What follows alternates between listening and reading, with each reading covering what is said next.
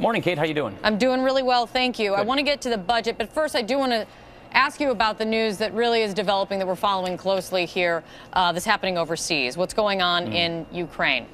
You had said in one interview, I believe it was maybe just yesterday or it was this week, that this is what happens when we're looking at Russia going into Ukraine. This is what happens when the U.S. projects weakness abroad. Then I want to ask you, Senator Lindsey Graham, fellow Republican, he said that he thinks this all started in Benghazi. Do you agree with Senator Graham? I don't know about that. Look, the point I'm making is, look, first of all, who is to blame for this? Vladimir Putin. I mean, the Russians just invaded the sovereignty of Ukraine. So let's put the blame where it belongs. My argument in that interview, as I will make now, is that this Russian reset has been a total failure. That we have projected weakness in our foreign policy and now in our defense policy with our military budget that the president's proposing. I think giving away missile defense was a big mistake. I think there are a lot of moves that this administration has made in the area of foreign policy with respect to the Russians, Syria, missile defense, that I think has projected weakness. And I think when you have the world superpower having a foreign policy that, in my opinion, is weak, and a defense policy now that shows weakness, I think it invites aggression. I think that it creates a vacuum that is filled by these types of actions. But let's be really clear. Who is to blame for this? Vladimir Putin is to blame for this. And I think the administration is making the proper responses. I just want to make sure we have follow through. I think we should do more to, say, produce natural gas exports for Europe.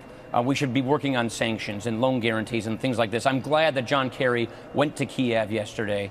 But I think where we are right now is a world where they see a weak U.S., and this is not the time, in my opinion, to be trying to reap a peace dividend by cutting our military when we really don't have peace in the world. And when you say that our foreign policy invites aggression, I mean, I think the president's supporters, they make the point to say, well, back in 2008, when Russia invaded Georgia, that happened under President Bush, who's widely seen as not someone who's weak on foreign policy. So how is this inviting aggression from Vladimir Putin? Right, and that's my criticism of the reset. And right after Georgia, we had this reset relations with Russia, and we gave away missile defense soon thereafter. And so I just don't think the kinds of responses we have made have been appropriate foreign policy responses. And so let's put the onus here on Putin and Russia for their expansionism, for what they're doing. So let's not take the focus off of that. But I do believe this Russian policy, this reset policy, has been a total failure. And I think we need to wise up to the fact that it's been a failure and adjust our policy accordingly. Well, I think it seems that the reset seemed dead at the moment, to say the very least. What can Congress do? The president, the administration, considering sanctions that it can do without an act of Congress. But what can Congress do realistically?